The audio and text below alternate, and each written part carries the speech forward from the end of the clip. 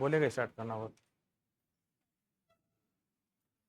चलिए तो आप लोग को बताया गया था परिमेय अपरिमेय के बारे में बताया गया था ना, उससे रिलेटेड कुछ क्वेश्चन भी बताए गए थे।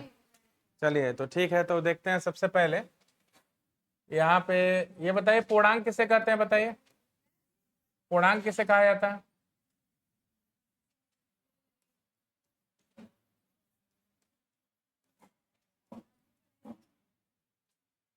पूर्णांक किसे कहते हैं? नंबर लाइन मालूम है ना? बोलिए, नंबर लाइन। तो नंबर लाइन में बीच में क्या है? जीरो है। ये बताइए, 1 2 3 4 5 6 डॉट डॉट डॉट कहाँ तक है? अनंत तक जाएगा। और इधर देखिए, -1 -2 -3। अब देखिए यहाँ 6 तक है, तो यहाँ भी 6 तक कर देते हैं, सही लगेगा थोड़ा सा। तो -4 -5 और क्या, -6। और ये इधर जाएगा माइनस में अनंत। कंफर्म हो गया? ध्यान दीजिए, तो यहाँ बताइए बीच में जीरो है, और इधर पॉजिटिव संख्या, उधर क्या हो गई? निगेटिव। ठीक है, तो यही जो परिवार होता है, यही जो समूह होता है, इसको हम क्या बोलते हैं? पूर्णांक बोलते हैं। इसी को हम क्या बोलते हैं? पूर्णांक बोलते हैं। यानी कि ऋणात्मक संख्या, धनात्मक संख्या और शून्य से मिलकर बने परिवार को हम क्या कहते हैं? पूर्णांक कहते हैं। कंफर्म है ना? अब ध्यान दीजिएगा, इसमें जो माइनस वाली संख्या है उनको हम ऋण पूर्णांक बोलते हैं। क्या बोलते हैं? क्या बोलते हैं बताइए? ऋण पूर्णांक। कंफर्म है? और ये बताइए, जो प्लस वाली संख्या है इनको क्या बोलते हैं? धन पूर्णांक। क्या बोलते हैं? धन पूर्णांक। कंफर्म है? अब ध्यान दीजिए कि यहां देखिए, जीरो जो होता है उसका कोई चिन्ह नहीं होता। जीरो का कोई चिन्ह नहीं होता। तो मन करते एक लाइन लिख लीजिए परिभाषा के तौर पे, तब इसको बना लीजिए। ठीक है ना?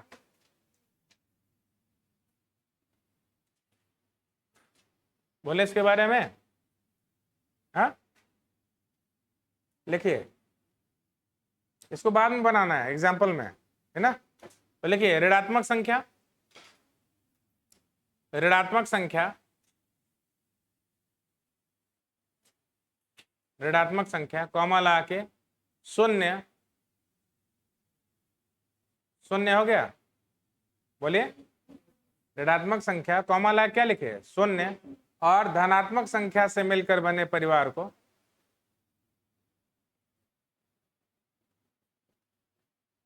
क्या लिखे? और धनात्मक संख्या से मिलकर बने परिवार को क्या कहते हैं? बताइए। पूर्णांक कहते हैं। क्या कहते हैं? पूर्णांक। अब जैसे हम बना लीजिए इसको।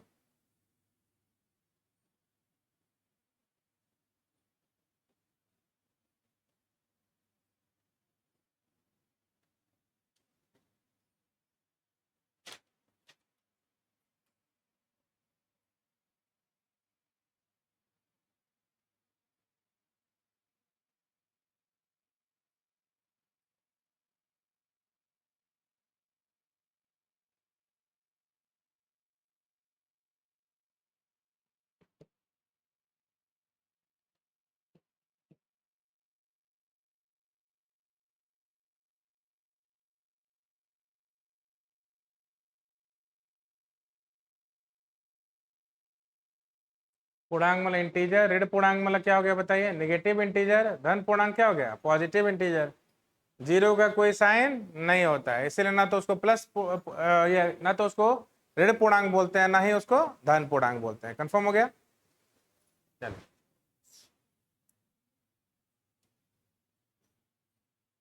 अब उसे में नीचे एक लाइन लिख लीजिएगा। संख्या रेखा पर संख्याएं किधर की ओर बढ़ती जाती हैं? दाहिनी तरफ।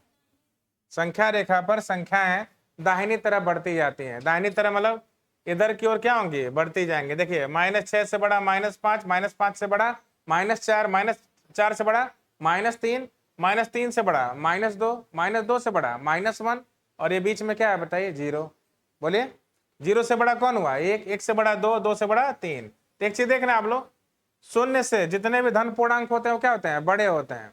और शून्य से जितने ऋण पूर्णांक होते हैं वो क्या होते हैं? छोटे होते हैं। क्योंकि जो दाहिने होगा वो बड़ा होगा, जो बाएं होगा वो छोटा होगा। तो इसी पे बताइए, -6 में और -1 में पूछा जाए कौन बड़ा है, -1, क्यों? क्योंकि वो दाहिने जो होगा वो बड़ा होगा। तो -6 में -1 में आपके दाहिने कौन है बताइए? -1 है। तो बड़ा कौन हो गया बताइए? -1। ठीक है, अभी पूछा जाए -100 में या 0 में कौन बड़ा है, तो 0। क्यों? -100 इधर आएगा ना, -1 -2 पढ़ते जाएंगे तो -100 इधर आएगा, तो -100 आपके बाएं होगा, 0 दाहिने होगा। तो जो दाहिने होता है वही क्या होता है? बड़ा होता है। बता गया था। तो बताइए इन दोनों में बड़ा कौन है बताइए? -1। और इन दोनों में बड़ा कौन है? 0। समझ में आ गया? तो यहां तक क्लियर है सबको? बोलिए। तो किसे कहते हैं पूर्णांक, एक बार बता दीजिए। किससे मिलकर बने परिवार को? ऋणात्मक संख्या। उन्हीं ऋणात्मक संख्याओं को क्या बोला गया? ऋण पूर्णांक बोला गया है। शून्य और बताइए धनात्मक संख्या, इनसे मिलकर बने परिवार को हम क्या बोलते हैं? पूर्णांक। ठीक है ना? जो पूर्णांक होते हैं वो वास्तविक संख्या भी होते हैं। क्या होते हैं? वास्तविक संख्या भी होते हैं, क्योंकि किसके अंतर्गत आते हैं? वास्तविक संख्या के अंतर्गत। पूर्णांकों को हमने बताया था ना वास्तविक संख्या के बारे में, जिनको संख्या रेखा पर दिखाया जा सके, वो क्या होते हैं? वास्तविक संख्या। अब पूर्णांक तो पूरी तरह से आपके पहले ही से मौजूद होते हैं संख्या रेखा पर। बोलिए, इनमें हम दशमलव वाले भी दिखा सकते हैं, इनके बीच में दिखा सकते हैं ना, 1.5, 3/4, √3, इन सबको इन संख्या रेखा पे दिखा सकते हैं ना। तो ये पहले से नहीं मौजूद होते हैं, लेकिन जब बोला जाता है दिखाने के लिए तो उनको शो किया जा सकता है, उनको दिखाया जा सकता है। तो वास्तविक संख्या के बारे में क्या बताया गया था? कि जिनको संख्या रेखा पर प्रदर्शित किया जा सके उनको हम क्या बोलते हैं? वास्तविक संख्या। तो इसलिए पूर्णांक पहले से क्या होता है? वास्तविक संख्या होता है। क्या होता है? वास्तविक संख्या। तो यहां तक क्लियर है? कोई कंफ्यूजन? चलिए तो देखिएगा थोड़ा सा इसी पे एक क्वेश्चन है, लिखिए। -4 और 6 के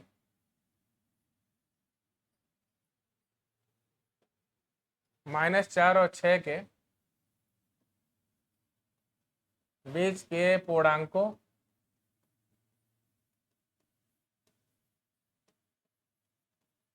घनों का योग बताइए। ये क्वेश्चन इस तरह का आपका सीटेट वगैरह में आ जाता है।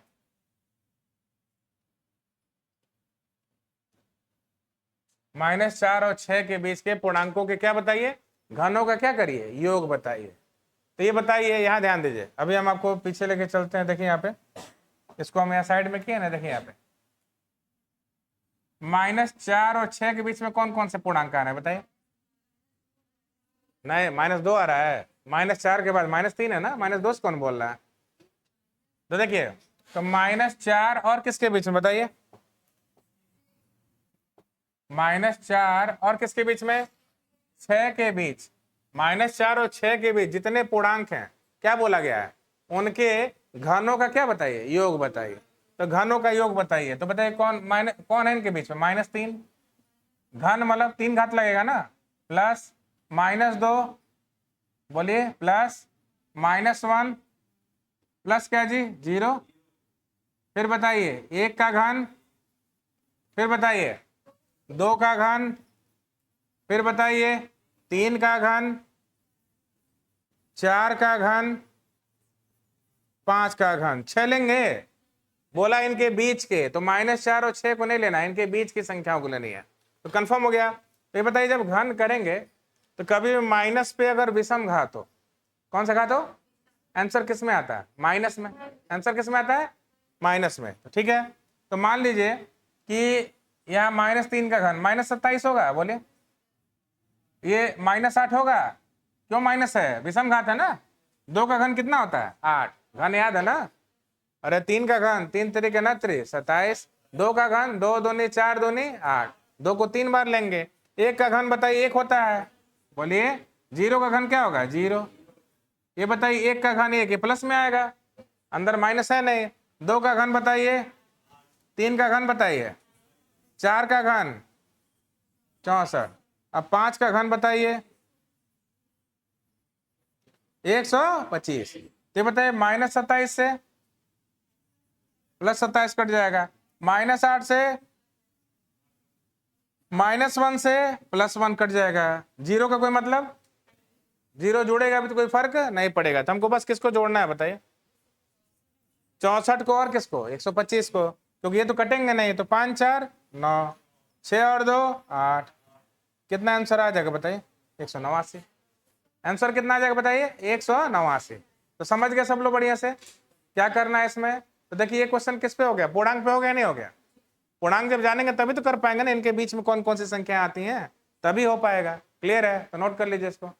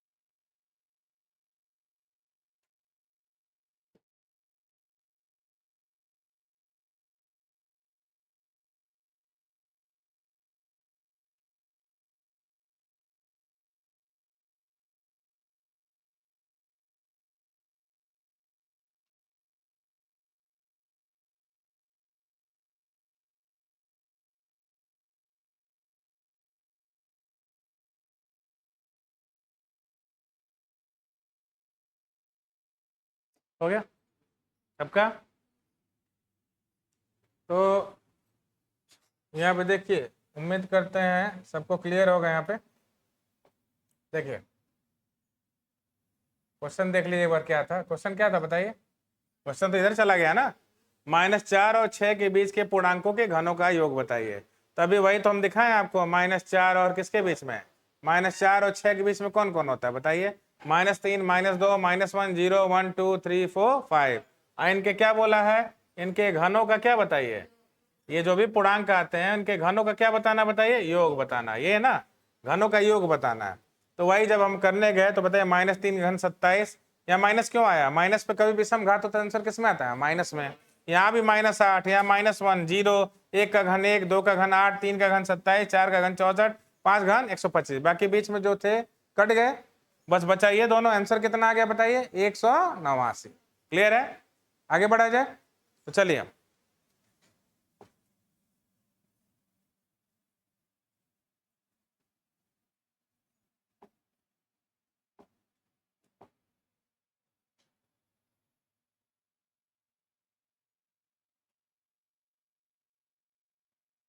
चलिए अभी नहीं, हम कुछ चीजें आपको समझा दे रहे हैं, ठीक है?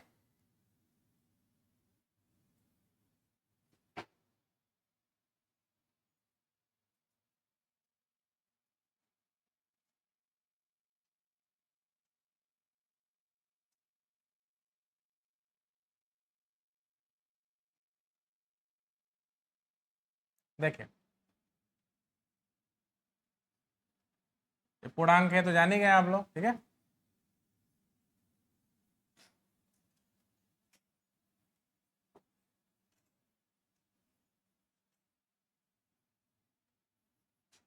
अब देखिए ध्यान दीजिएगा, ये बताइए, हमने आपको जो स्ट्रक्चर बताया था उसमें भी समझाए थे। क्या बताए थे? ये ऋणात्मक संख्या सब किनारे अगर कर दिया जाए तो ये संख्या कहाँ से शुरू हुई? 0 से लेकर कहाँ तक? अनंत तक। कहाँ से कहाँ तक?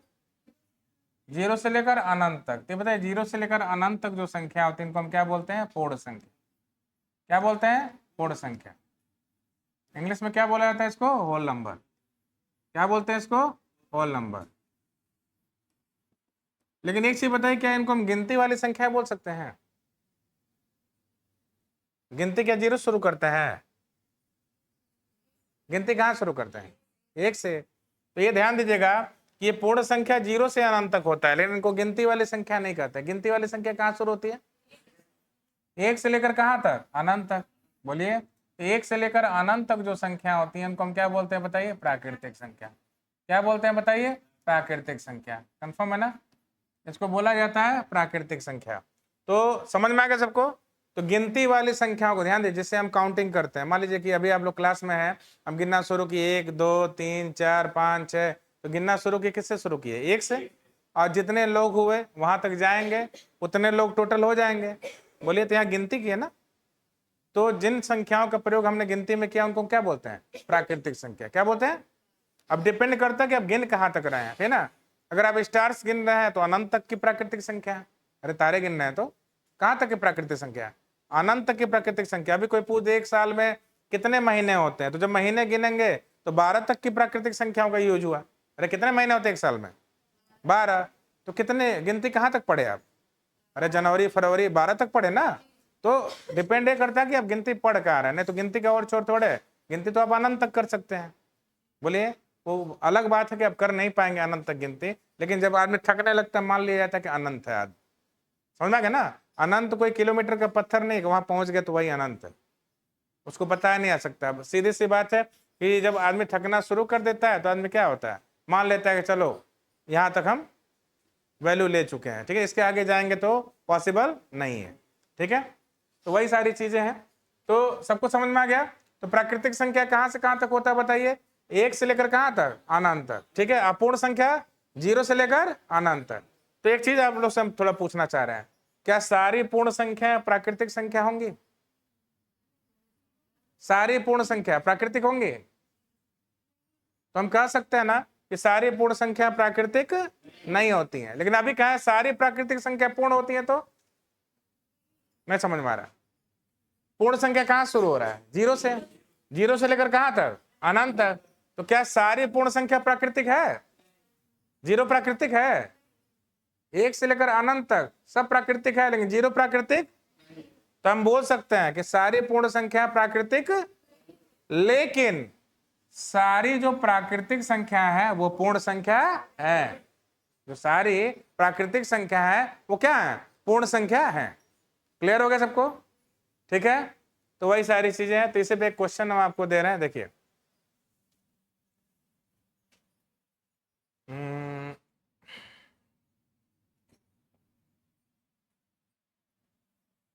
दो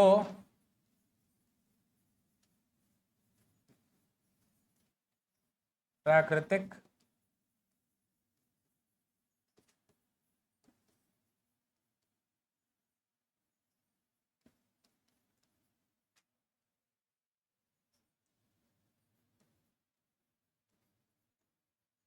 सदैव होता है। देखिए, सदैव शब्द लगा है। दो प्राकृतिक संख्याओं का अंतर सदैव होता है। तो पहला प्राकृतिक,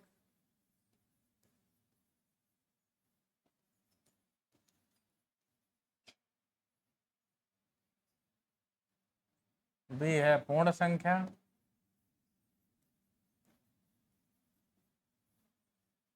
सी है पूर्णांक, और डी है सम संख्या। इसमें आंसर कौन सा होगा? पूछ रहा है कि दो प्राकृतिक संख्याओं का अंतर सदैव होता है। तो दो प्राकृतिक संख्या, कोई भी दो प्राकृतिक संख्या हम कहाँ से ले सकते हैं? 1 से लेकर जहां तक हम जा सकते हैं वहां तक, उनमें से कोई भी दो संख्या ले सकते हैं। ले सकते हैं नहीं ले सकते हैं?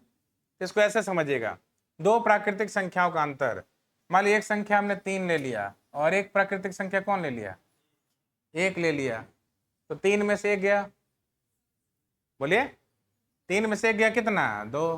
तो बताइए 3 भी प्राकृतिक संख्या, 1 भी, और अंतर भी। अरे अंतर भी क्या है? प्राकृतिक संख्या है। लेकिन ये बताइए अभी हम 1 में से 3 घटा दे तो -2 आएगा ना। तो क्या -2 प्राकृतिक है? प्राकृतिक संख्या कहाँ शुरू होती है? 1 से, कि माइनस से शुरू होती है? ये जो माइनस में है तो प्राकृतिक होगा। पहला वाला आंसर होगा, पहला वाला आंसर होगा। दो प्राकृतिक संख्याओं का अंतर सदैव प्राकृतिक होगा। अरे कहीं प्राकृतिक हो सकता है लेकिन कहीं नहीं हो सकता है। तो सदैव मतलब हमेशा की बात बोला, तो क्या हमेशा हो रहा है क्या? ये सेंटेंस ध्यान दिया करिए, सदैव शब्द अगर आया हो तो। अगर सदैव नहीं होता तो दो प्राकृतिक संख्याओं का अंतर प्राकृतिक हो सकता है। अब टिक लगा सकते थे, लेकिन यहाँ बात किसकी की है? सदैव मतलब हमेशा। क्या हमेशा ऐसा होता है? हमेशा ऐसा होता है क्या? हमेशा प्राकृतिक आ रहा है? यहाँ घटाने प्राकृतिक आ गया, लेकिन यहाँ घटाने प्राकृतिक नहीं आया, ऋण पूर्णांक आ गया। क्या आ गया बताइए? ऋण पूर्णांक। तो आपका आंसर प्राकृतिक नहीं होगा। कंफर्म है? आप बताइए, दो आपका पूर्ण संख्या भी तो है। पूर्ण संख्या कहाँ शुरू होता है? 0 से लेकर अनंत तक। तो उसमें 2 आता कि नहीं आता? तो 2 पूर्ण संख्या है, लेकिन क्या -2 पूर्ण संख्या है? पूर्ण संख्या शुरू होती है 0 से और आगे धन पूर्णांक संख्या आ जाती है। कहीं माइनस आता है? नहीं ना आता है। तो बताइए, ये भी आंसर होगा? हाँ, ये आंसर होगा? नहीं। अब सम संख्या ध्यान दीजिए, दो प्राकृतिक संख्याओं का अंतर हमेशा सम संख्या होगा। सम संख्या मतलब 2 से पूरी तरह विभाजित होता है हमेशा।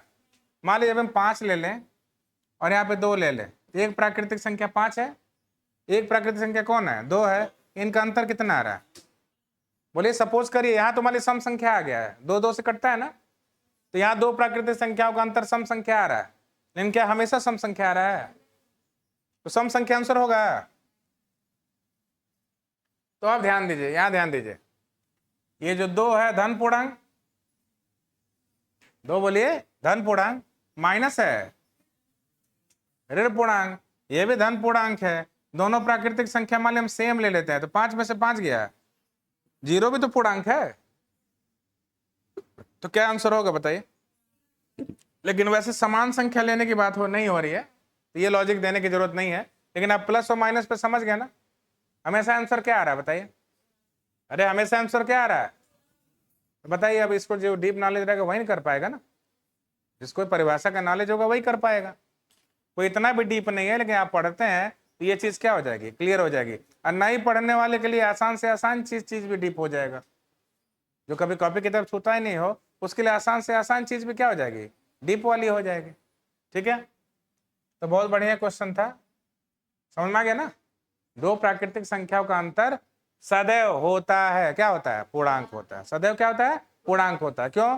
प्लस में भी आ सकता है और माइनस में भी आ सकता है। और जो प्लस में आता है वो प्राकृतिक हो सकता है, पूर्ण हो सकता है, लेकिन माइनस में आने वाला प्राकृतिक और पूर्ण नहीं हो सकता। ठीक है।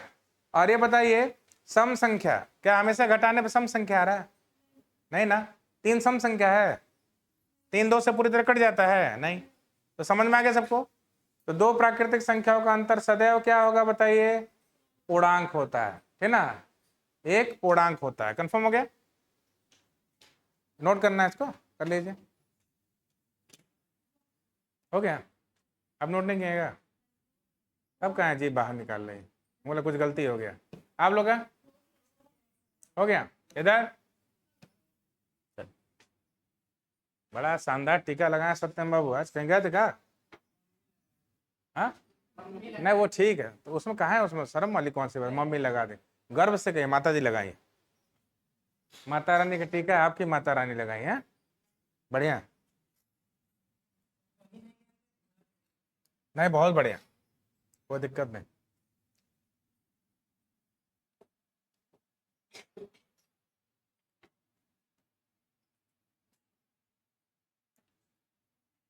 माता जी आपकी काफी पूजा पाठ करती है ना? हम्म।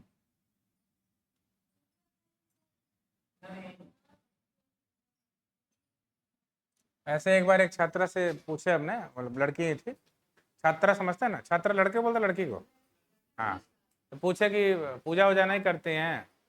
तो बोले नहीं। तो कह रही है, हम पूछे तुम नास्तिक होंगे? कह रहे नास्तिक भी नहीं है। कह रही कौन साफ सफाई करके कमरे में फिर वो समय ये रखे या फिर पूजा करे? अब उनको साफे सफाई से एलर्जी था। कहने मतलब एक कोने पे भगवान जी को रख के बार बार साफ करना पड़ेगा, उनसे वही नहीं हो पा रहा था। हाँ, तो कहाँ से पूजा करेंगे बताइए? अब ऐसे भी कहा गया, मन चंगा तो कठौती में गंगा, नहीं तो पता चले मुंह में राम बगल में छुरी। हाँ, मुंह में राम राम है, बगल में क्या है? छुरी लेके घूम। हाँ हाँ,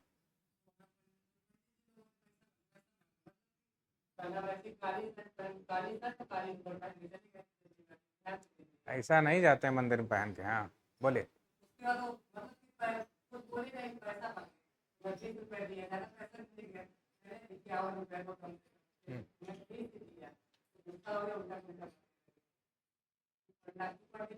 तो वो बाबा जी नहीं रहे होंगे वो।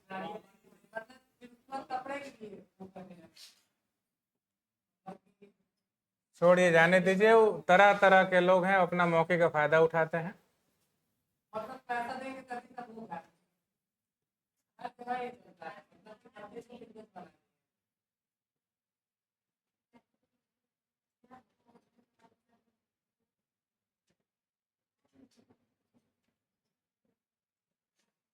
देखिए यहाँ पे अभाज्य संख्या किसे कहते हैं? अभाज्य संख्या ऐसी संख्या जिनकी केवल दो गुणनखंड हो। कौन कौन? ऐसी संख्या जिनके केवल दो गुणनखंड हो। कौन कौन? एक तो वो खुद हो और कौन हो? एक हो। तो क्या कहलाती है बताइए? अभाज्य संख्या कहलाती है। तो चलिए लिखिए, बोल बोले ऐसी संख्या, ऐसी संख्या जिनके केवल, ऐसी संख्या जिनके केवल दो गुणनखंड हो, ऐसी संख्या जिनके केवल दो गुणनखंड हो, कॉमा लगा लिखिएगा, अभाज्य संख्या कहलाती है। जब कोई आपसे पूछे कि वो दो गुणनखंड कौन कौन, तो क्या बोलेंगे? एक तो वो संख्या खुद, और कौन? एक। समझ में आ गया ना? वही दो गुणनखंड। तो देखिए, जैसे में ध्यान दीजिएगा यहाँ पे, तो पहले तो लिखते चलते हैं, फिर उसमें जो अभाज्य होंगे उनको हम, सॉरी एक मिनट, जो अभाज्य होंगे उनको क्या करेंगे? किनारे करते चलेंगे।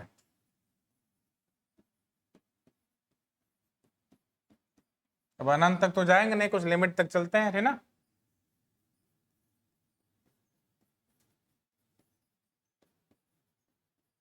अब देखिए, इसमें अगर बात करें कौन कौन सी अभाज्य संख्या है, तो उनको हम सर्किल करते चल रहे हैं।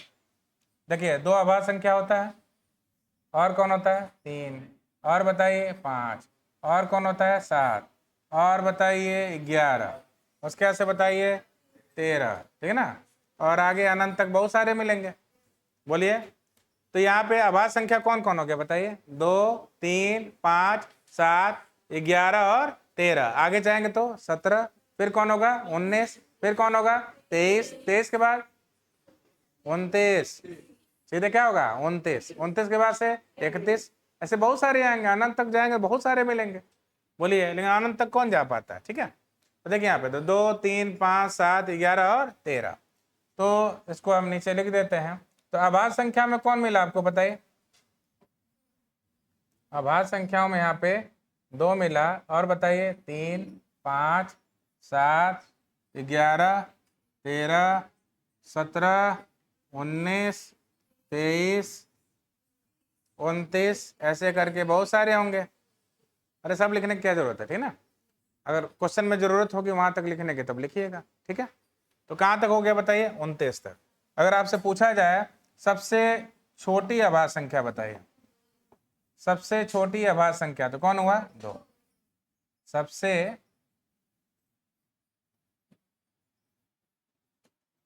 छोटी अभाज्य संख्या अगर पूछता है, सबसे छोटी अगर अभाज्य संख्या पूछता है, तो कौन होगा बताइए? 2। कौन सा हो जाएगा बताइए? 2। ठीक। अब एक चीज और हम पूछना चाह रहे हैं आप लोग से, थोड़ा बताइएगा। देखिए, ये तो सबसे छोटी अभाज्य संख्या हो गया। अब ये जितनी भी अभाज्य संख्या है, उसमें 2 से पूरी तरह कटने वाला कौन है? अरे इनमें देखिए, 2 से पूरी तरह कटने वाला कौन है? कहाँ? कोई नहीं, 2 है नहीं। तो 2 से कटने वाला कौन है? बस 2 है। बाकी और कोई 2 से पूरी तरह कटने वाला है? नहीं। और जो 2 से पूरी तरह कटता है उसको क्या बोलते हैं? सम संख्या। क्या बोलते हैं? तो इसमें ये जो सबसे छोटी अभाज्य संख्या है वो क्या हो जाएगा? सम संख्या। तो हम कह सकते हैं कि नहीं कह सकते कि अभाज्य संख्या में 2 के अतिरिक्त, किसके अतिरिक्त? 2 के अतिरिक्त जितनी भी संख्या है वो सम नहीं होती, क्या होती है? विषम होती। क्या होती है? 2 ही एकमात्र ऐसी अभाज्य संख्या है जो अभाज्य होने के साथ साथ क्या है? सम भी है। तो अगर पूछ दे आपसे कि सम अभाज्य संख्या बताइए, क्या बताइए? सम अभाज्य संख्या बताइए। तो सम अभाज्य संख्या कौन है इसमें बताइए? जो अभाज्य भी है और सम भी है, कौन है? अभी तो बताएं कौन है? 2। कंफर्म है? अगर आपसे पूछे सबसे छोटी अभाज्य संख्या तब भी क्या होगा? 2। और अगर पूछता है सम अभाज्य संख्या तब भी क्या होगा? 2। क्लियर हो गया? बाकी अभाज्य संख्या सम नहीं होती, वो क्या होती है? विषम होती। 2 के अतिरिक्त, ऐसे ध्यान दीजिएगा, 2 के अतिरिक्त जितनी भी अभाज्य संख्या होती है वो सम नहीं होती है, क्या होती है? विषम होती है। अब चाहे जितना भी आगे चले जाइए काउंट करते हुए, वो सारी की सारी अभाज्य संख्याएं क्या होंगी बताइए? विषम होंगी। क्लियर है? चलिए, तो ये हो गया सबका।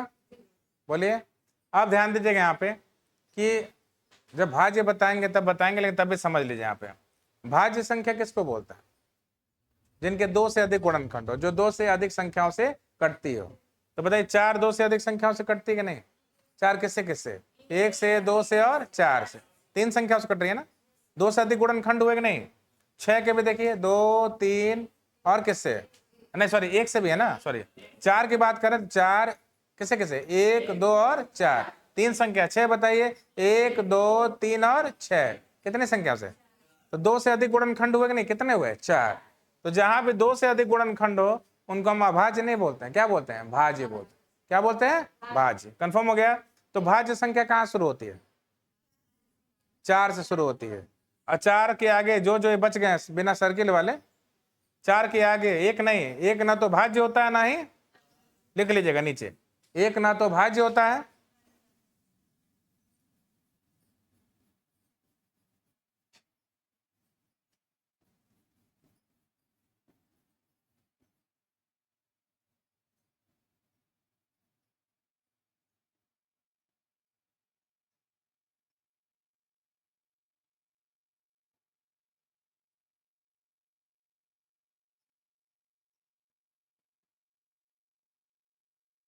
एक ना तो भाज्य होता है और ना ही अभाज्य होता है। लिख लीजिए इसको।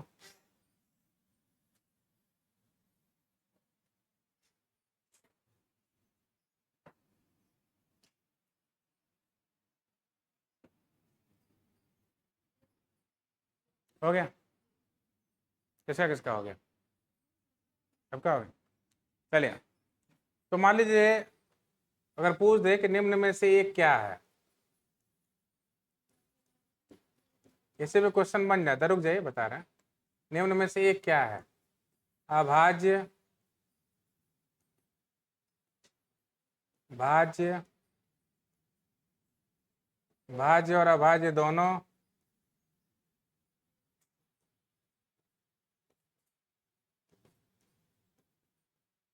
जिसको नहीं मालूम है उसके लिए एक क्वेश्चन कठिन हो गया।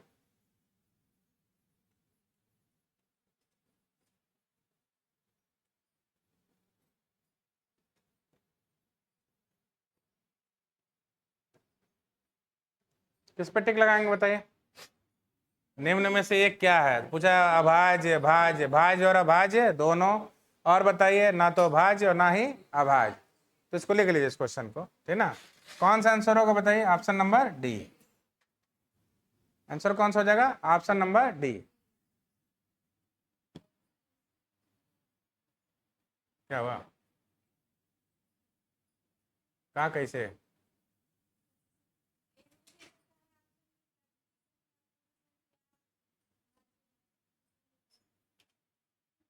तो ऐसे पूछेगा तो एक को क्या क्या घोषित करेंगे? एक तो आपका पूर्णांक भी हो जाएगा, एक पूर्ण संख्या भी हो जाएगा, एक प्राकृतिक भी हो जाएगा। तो आप जितना बोल रहे हो उसमें तो कई चीजें एक हो जाएगा। क्या? वो देता है लेकिन उपयुक्त सभी यहाँ हो सकता है क्या? एक अभाज्य भी होगा, विभाज्य भी होगा, यहाँ उपयुक्त सभी लग सकता है ऑप्शन। अरे वो अलग बात है, हो सकता है, ऐसा थोड़ा कि नहीं आता। अब बताइए वही बिहार वाले में एक से अधिक आ जाता है। बिहार वाले में ऑप्शन क्या बनाया जाता है? एक से अधिक। तो ऑप्शन देने के ऊपर है। अब ये एक आ जाता है कि हम निर्धारित नहीं कर सकते, चाहे अपरिभाषित, बहुत सारे ऑप्शन बनते हैं। कन्फर्म है ना? ज्ञात नहीं कर सकते, होता है ना? वो सारी चीजें वो तो ऑप्शन पे डिपेंड करती।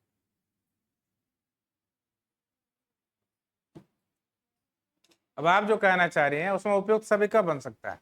निम्न में से एक क्या है? मान लीजिए एग्जाम्पल दे रहे हैं, इतना आसान नहीं पूछेगा। मान लीजिए निम्न में से एक क्या है अगर पूछ दिया, ध्यान दीजिए बात नहीं, पूर्ण संख्या, पूर्णांक, प्राकृतिक संख्या, उपयुक्त, उपर्युक्त सभी। अब जिसको जानकारी होगी वो लगा देगा टिक। एक पूर्ण संख्या भी है, बोलिए। एक क्या है?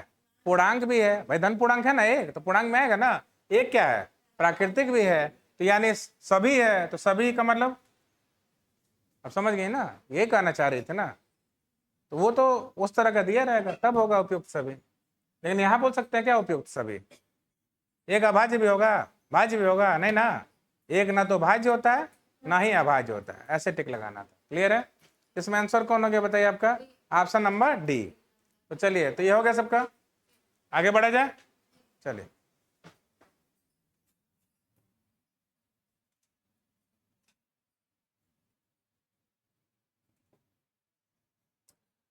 लिखिए 3 अंकों की सबसे छोटी अभाज्य संख्या। क्वेश्चन एक बार आया हुआ है इस पे। 3 अंकों की सबसे छोटी अभाज्य संख्या कौन होता है?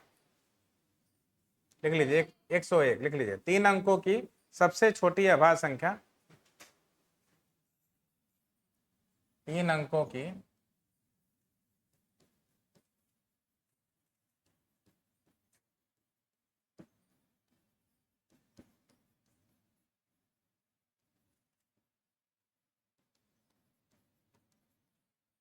कौन हो गया बताइए? 101।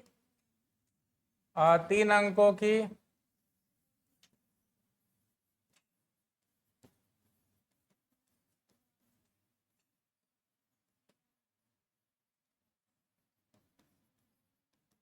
अभाज्य संख्या क्या हो जाएगा बताइए? 997।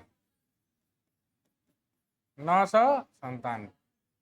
अब एक बार इन्हीं पे क्वेश्चन पूछ चुका है, तो इसलिए हम कहें पहले बता दें इनको, ये जानते रहेंगे तभी तो कर पाएंगे ना। तो बताइए 3 अंकों की सबसे छोटी अभाज्य संख्या कौन होता है? 101। 3 अंकों की सबसे बड़ी अभाज्य संख्या कौन होता है? 997। तो और भी ढेर सारे क्वेश्चन जो भी बनते हैं सब बताए जाएंगे, पहले बेसिक नॉलेज दिया जा रहा है आप लोग को, ठीक ना।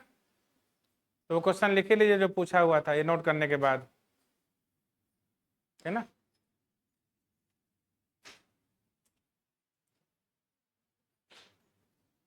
बोले, ये नोट हो गया? तो लिखिए 3 अंकों की सबसे बड़ी अभाज्य संख्या, 3 अंकों की सबसे बड़ी अभाज्य संख्या, 3 अंकों की सबसे बड़ी अभाज्य संख्या हो गया। 3 अंकों की सबसे बड़ी अभाज्य संख्या और 3 अंकों की सबसे बड़ी अभाज्य संख्या और 3 अंकों की सबसे छोटी अभाज्य संख्या का, 3 अंकों की सबसे छोटी अभाज्य संख्या का अंतर बताइए। 3 अंकों की सबसे छोटी अभाज्य संख्या का क्या बताइए? अंतर बताइए। तो क्या करना है इसमें, इस क्वेश्चन में? 3 अंकों की सबसे बड़ी संख्या कौन है? सबसे बड़ी अभाज्य संख्या, सॉरी, अरे हमने अभाज्य बोला कि नहीं इसमें क्वेश्चन में? बोले ना। तो 3 अंकों की सबसे बड़ी अभाज्य संख्या कौन? 997। और 3 अंकों की सबसे छोटी अभाज्य संख्या कितना? 101, ठीक ना। तो देखिए यहाँ पे, तो याद ध्यान दीजिए कि सबसे बड़ी अभाज्य संख्या 997 और सबसे छोटी अभाज्य संख्या 3 अंकों की 101, इनका अंतर पूछा है ना। तो क्या करेंगे? 7 में से 1 गया बताइए 6, ये 9, और 9 में से 1 गया कितना हुआ? 8। कितना हो गया बताइए? 896।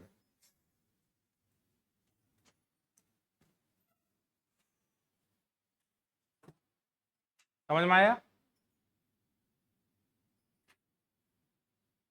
क्लियर है? तो एक क्वेश्चन हम बोलने करिए तो आप लोग, ये तो हो ही गया, एक और बोलना है, लिखिए। बोले, ये जानकारी पे, बहुत बड़ा क्वेश्चन नहीं है, जानकारी पे, जानकारी के लिए पूछ रहे हैं। बोले, लिखिए सबसे छोटी अभाज्य संख्या, सबसे छोटी अभाज्य संख्या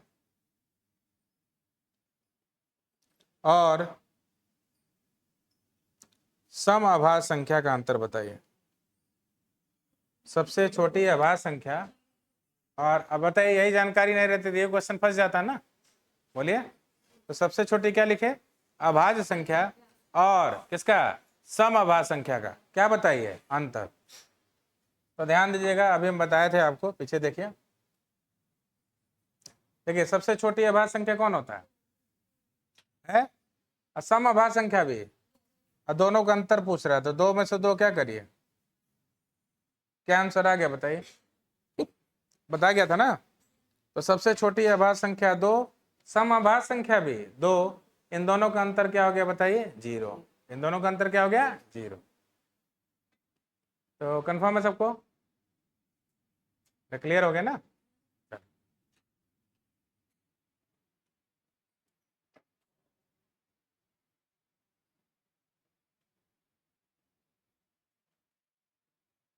नोट हो गया सबका? नोट हो गया? भूख भूख लगी है क्या? चेहरा देख के लग रहा है। चले,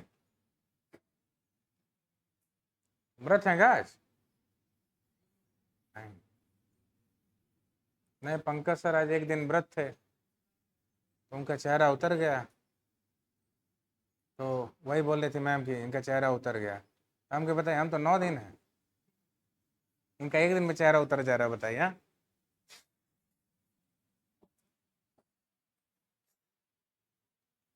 आपसे एक चीज बता दें, आदमी टोटल सोच के वजह से जैसा होता है वैसा होता है। आप बताइए, जितना व्रत भी न रहे हैं, देखिए दोपहर तक बिना खाना खाए रह जाते हैं, हो जाता है कि नहीं? काम में व्यस्त होने की वजह से क्या चेहरा उतर जाता है आपसे?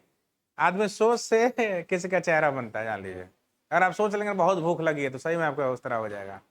और आप सोच लिया है आप भूले हुए हैं किसी काम में, देखिए आप किसी काम में कभी इन्वॉल्व रहिए, आप कितना बजे तक बिना खाए रहेंगे ना, वो अलग बात है कि शरीर पे इफेक्ट पड़ता है उसका, लेकिन आपका चेहरा नहीं बताएगा। समझ रहे हैं ना? तो वही सारी चीजें। अभी आप थोड़ा सा सोच लीजिए कि लग रहा है बुखार हुआ है, ऑटोमेटिक देखिए वो प्रॉब्लम आ जाती है। हाँ?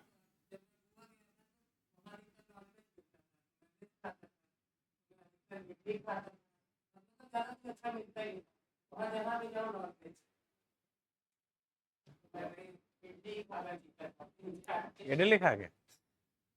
हाँ, तो गोवा हुआ में यही होता है आपका, 2 ही चीजें होता है, एक नॉनवेज वगैरह होता है, आ दूसरा बियर दारू, ये सारी चीजें होती हैं वहाँ पे।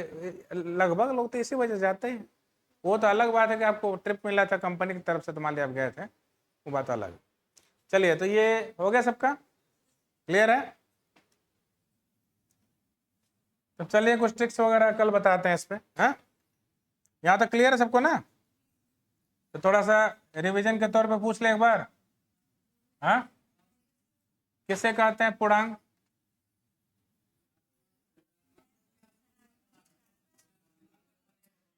ऋणात्मक संख्या, धनात्मक संख्या और शून्य से मिलकर बने परिवार को हम क्या बोलते हैं बताइए? हाँ, पूर्णांक कहते हैं, ठीक ना? माइनस वाली संख्या को कौन सा पूर्णांक बोलते हैं? ऋण पूर्णांक। प्लस वालों को, और शून्य का कोई चिन्ह नहीं होता। संख्या रेखा पर संख्या किधर की तरफ बढ़ती जाती है? दाहिनी तरफ, है ना? अगर पूछा जाए -50 में 0 में कौन बड़ा है, तो 0 बड़ा है, ठीक ना? प्राकृतिक संख्या कहां से कहां तक होती है? 1 से लेकर अनंत तक। पूर्ण संख्या कहां से कहां तक होती है? 0 से लेकर अनंत तक। अब थोड़ा सा हमको ये बता दीजिए, क्या सभी पूर्ण संख्या प्राकृतिक है? सभी पूर्ण संख्या, सभी पूर्ण संख्या में एक भी आता, सॉरी 0 भी आता है, वो प्राकृतिक है? नहीं ना, तो नहीं बोल सकते सभी पूर्ण संख्या प्राकृतिक नहीं होती। लेकिन अभी बोला जाए क्या सभी प्राकृतिक संख्या पूर्ण है, तो बोलेंगे हाँ है, सभी प्राकृतिक संख्या क्या है? पूर्ण है। सबसे छोटी पूर्ण संख्या बताइए। अरे कहाँ शुरू है? 0 से, लिख लीजिएगा उसको। सबसे छोटी पूर्ण संख्या कौन है बताइए? 0। सबसे बड़ी पूर्ण संख्या ज्ञात, अनंत तक जाना पड़ेगा ना। अब बताइए, सबसे छोटी प्राकृतिक संख्या 1 होता है। प्राकृतिक संख्या कहाँ शुरू होती है? 1 से। और सबसे बड़ी प्राकृतिक संख्या ज्ञात, ठीक ना? तो अगर इसमें भी दिक्कत होगी तो इसको भी लिख लीजिएगा। सबसे छोटी पूर्ण संख्या 0, और सबसे बड़ी, सॉरी, सबसे छोटी प्राकृतिक संख्या 1। क्लियर है? चलिए, अब आ जाइए अभाज्य संख्या पर। किसे कहते हैं अभाज्य संख्या? जिनके केवल 2 गुणनखंड, जिनके केवल क्या हो, उनको हम क्या बोलते हैं? अभाज्य संख्या कहते हैं। तो अभाज्य संख्या कहाँ शुरू होती है बताइए? 2 से। तो कहाँ तक जाएंगे? 2 से 2, 3, 5, 7, आगे अब जहां तक मिल जाए आपको संख्या ढूंढते जा सकते हैं। सबसे छोटी अभाज्य संख्या, सम अभाज्य संख्या, 3 अंकों की सबसे छोटी अभाज्य संख्या 3 अंकों की सबसे बड़ी अभाज्य संख्या। ये बताइए दो के अतिरिक्त जितने भी अभाज्य संख्या वो क्या होती हैं? विषम संख्या होती है। क्या होती हैं? विषम संख्या होती है। चलिए अब एक चीज और पूछते हैं आपको, कल के टॉपिक बताएंगे लेकिन वैसे जनरली पूछ लेते हैं। सबसे पहले बताइए 1 से 25 तक कितनी अभाज्य संख्या होती है? 1 से 25 तक कितनी अभाज्य संख्या होती है? 9। कितनी होती है? 9। 25 से 50 तक कितनी होती है? 6। कितनी होती है? और भाई अगर 9 और 6 जोड़ दिया जाए तो 15। 1 से 50 तक कितनी अभाज्य संख्या है? 15। कितने हो जाएंगे? 15। 50 से 100 तक कितनी अभाज्य संख्या होती है? 10। कितनी होती है? और पूछा जाए 1 से 100 तक कितनी अभाज्य संख्या है तो 15 और 10 25। तो कल ट्रिक बताएंगे, उस ट्रिक में केवल 150 ही नहीं होगा, बीच 1 से लेकर अब कहीं तक की संख्या 100 के अंदर आप निकाल सकते हैं कि कितनी अभाज्य संख्या होंगी। ठीक ना? कोई कंफ्यूजन? तो बाकी सारी चीजें कल घर पे रिवाइज करते रहिए कि सारी चीजें क्लियर रहें।